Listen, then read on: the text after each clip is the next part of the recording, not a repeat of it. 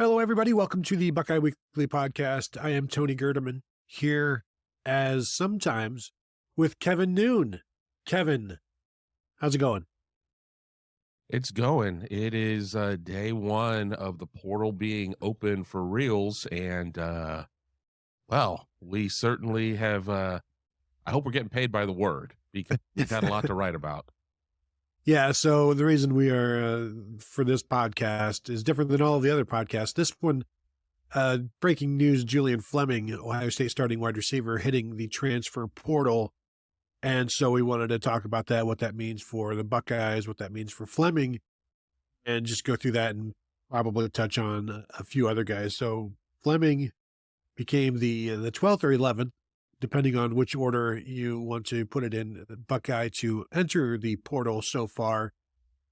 And this is a brand new thing, Kevin, in terms of the portal not being new, but opening day for the portal has been a wowzer already. Obviously, the Kyle McCord thing. And so that was obviously the biggest news. Then this Julian Fleming thing happens. And, I think probably most of us didn't expect a fifth year one way or another regarding what Julian Fleming was going to do. But also, Kevin, I think if you would have said when Julian Fleming signed that you're going to get 4 years out of this guy, you probably would have taken it and then also wondered why. Yeah, exactly. When I think with Julian Fleming, obviously an injury plagued start to his season. 2022 was his best year, 6 touchdowns, only had one touchdown. Outside of that, was down in receptions this year. He was always at best the third option on his team, whether or not it was Garrett Wilson and Chris Olave, whether or not Jax Jigba was in the mix, Marvin Harrison Jr., or Buka. For whatever reason, he wasn't able to capture more attention, more throws, more focus at that point. And next year, with Brandon Ennis and Carnell Tate and the Rodgers, no relation, and Jeremiah Smith, probably wasn't going to help his stock again. And then you throw in the mix of, well, what's going to be the situation at quarterback for Ohio State? And while I think that's only part of it, a small part of it, I think this is an opportunity for Julian Fleming to go somewhere, be a one, and see if he can put together enough tape to take it to the next level. Because, okay, you are a devastating blocker. You do a great job with that. You make some decent catches along the way, but you've been injured. You just are not getting enough opportunity. There wasn't enough there, I think, for the NFL to say, well, we know everything about you. I think they don't know much about him. Yeah, and I'm sure they would love to know more. I expect that he would have done really, really well at the combine.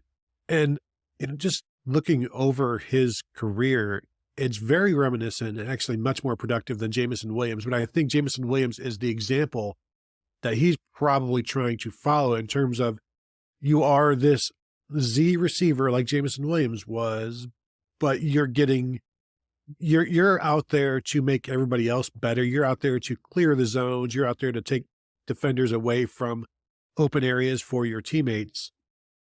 Now he was throwing the ball much more than Jamison Williams was throughout his Ohio State career, but I think more often than not, he was a blocker. He was a decoy, and you kind of, at some point, you want to be throwing the ball. And seeing some of the frustration that he probably had against Michigan when he would have single coverage and McCord would not look his way, I'm sure that all builds, and you want to be a number one. And Jamison Williams did that, went to Alabama, and the rest is history there. But you look at last year, 34 catches, 533 yards, dealt with injuries. This year was supposed to be healthier, and I think has been, but 8 fewer catches, half the yards as last year. Over his career, 79 catches, 963 yards, 7 touchdowns. That's a pretty good year for an Ohio State starting wide receiver. That's his career. And now the middle of nowhere Pennsylvania native will have his pick of places to go, Kevin. And I'm wondering if he might choose to go somewhere in the middle of nowhere Pennsylvania. Well, they certainly need receivers in the middle of nowhere, Pennsylvania. But he also could go somewhere to where he knows that he could be absolutely the focal point of the offense, not having to share with Tron Allen and Nick Singleton or whatever, not having to deal with a quarterback that has a ton of questions around him like Drew Aller.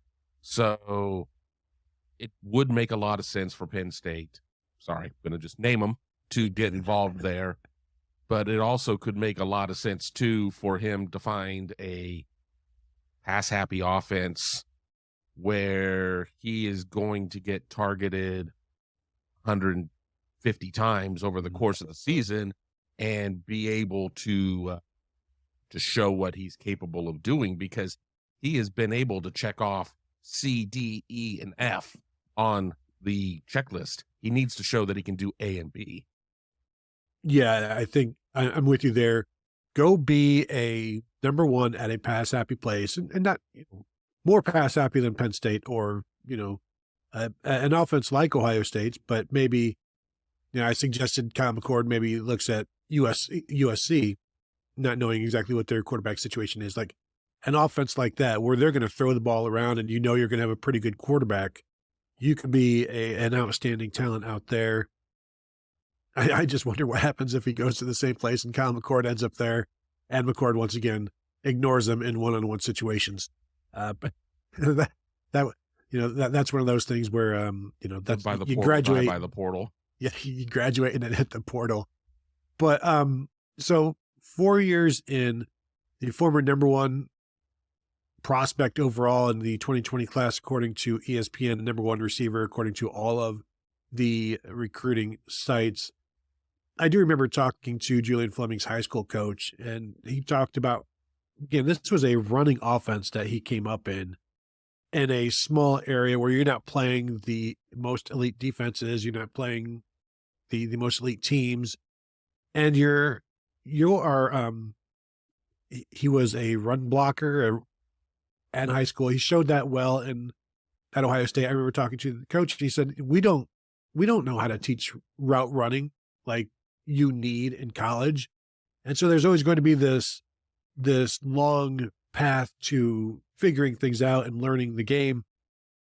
I'm still wondering why he was the definitive number one overall recruit, and you run in those circles, Kevin. So what's your thoughts there?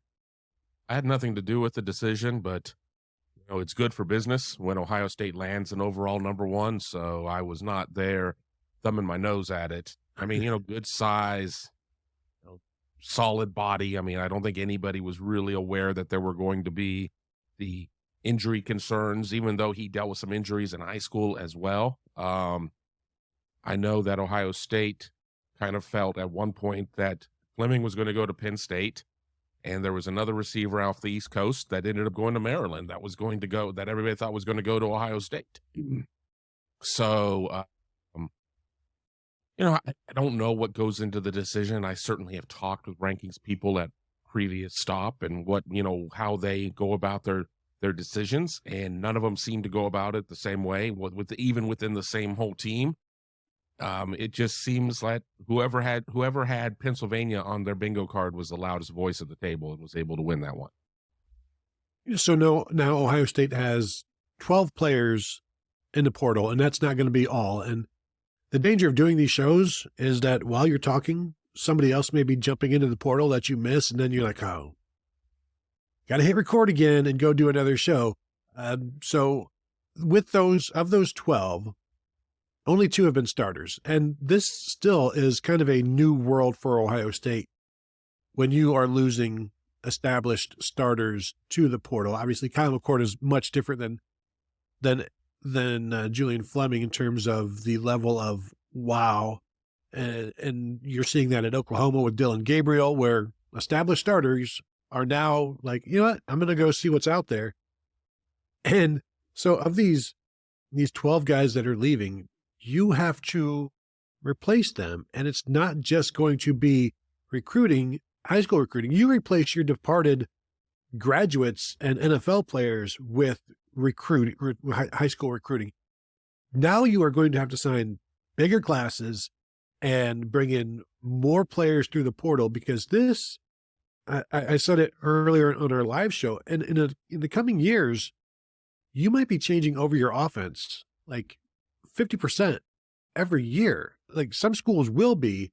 And how much of a recruiting class do you expect to hold on to after 2 years? Is it 50%? I mean, the amount of flip-flopping and just roster management and building and losing and breaking that is happening, it's a lot now. It's only going to get bigger. Well, something else too that we're not really talking about is you have some of this baked in already when it comes to management, and we still have that COVID year screwing up the numbers. And we all, on all of the sites we've ever worked at, have always had a chart. Oh, well, we know here's where they are in relationship to 5. Nobody knows where they are at relationship into 5 right now, if we're being honest. I dare say maybe Ohio State doesn't exactly know. And, I say that only slightly tongue in cheek. So I think that you are still going to have to look at replacing some things in the portal.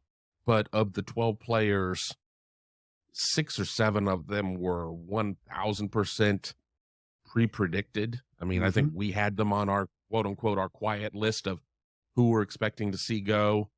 Maybe 4 more of them were like, yeah, probably. And then I think the McCord maybe took us by surprise a little bit, but maybe not even completely in the way that some things played out and everything else. I don't want to tread on the live show. I haven't had a chance to go back and watch the replay of that, how much maybe you guys got into that. But people talk about players going to certain schools that look like they may be running into issues. Like, well, why would you go to XYZ school? I mean, enter the portal. I mean, who cares? I mean, the portal is like super normal now. It is not kids that are transferring, there's one of 2 reasons. Either they're a bad apple or they're a bad football player. Well, that's not the case anymore. The grounds for portaling very different at this point. So it'll be interesting to see how things play out, how these numbers are going to have to shape up. With our proximity, whatever it is, 16 days until early signing day 2023, and I don't see Ohio State suddenly casting a wider net there. I mean, maybe they kick the tires they see what's still unsigned going into the February signing period, but there's going to have to be some movement in the portal, picking up guys. I mean, certainly I think on the offensive line, maybe on defensive line, just to kind of get those numbers right. And I've fielded a lot of text messages from people who are in the industry asking me about kids who are portaling out of Ohio State. I mean, that has been a good part of my morning. Yeah, I'm looking at a couple right now as well, asking, hey, what do you know about this guy? What do you know about that guy? And Ryan Day said it on Sunday. It used to be when players were leaving, you're like, why? What's going on? What's wrong? What's wrong with what do I need to fix about the program? Now you've got 12 players leaving, and it's like, well, the only people who are making a big deal about this that I've seen on Twitter, and again, I've been too busy working to look too much at Twitter, is Michigan fans dancing on Ohio State's grave. Like, what's wrong with the program? And instead, this is all pretty normal in terms of, I'm looking through these names. Jair Brown started once as a true freshman, and I believe that might be the only other start. And Cam Martinez started a couple times in 2021, 2022. And everybody else is somebody that has not established themselves. They've been here 2, 3, 4 years. And now it's, some guys may be waiting for their degree, and then you go into the portal. Other guys didn't get any playing time in 2 years and then got passed up by the 2023 kids. And so you move on. And there are going to be more of those names that have been passed up by younger guys who move on. I'm guessing, Kevin, if I set the over-under at 2.5 more names by the end of the day, where are you going? Over. Yeah. Over. I was hoping you were going to say by the end of the portal. That would be really easy at that point. But it used to be, even that long ago, when it came to like NFL departures, everybody would, I'll go today, you go tomorrow, you go the day after. Now everybody is getting out there immediately, and that's smart business, because you need to get the process started. You want to find your new home. I mean, even if you're not going to be enrolling until January 1st, January 7th, June, for whatever that situation may be. You wanna be able to get the process started. So that I don't think that there's a case of somebody who's just like, well, I'm just going to sit on this. I've already made up my mind. I'm just going to sit on it. And I think pretty much anybody that's going there into the portal, it's not, I mean, with your edit and everything else, it wasn't a snap decision. It was like, yes, I'm on a portal. Oh, I'm going to reconsider. I mean, you've gone to the effort to get an edit made, gone to an effort to go to the notes app and type up a note and everything else. There's some effort. Ohio State is going to go to their bowl game probably with an FCS level number of scholarship players, because if we're saying they were at 85 during the season, they're at around 74 or so now with these guys leaving, and you're going to have, I don't know, Opt-outs. 5, 6 opt-outs, 5, 6, 7, 8 guys, more guys to hit the portal.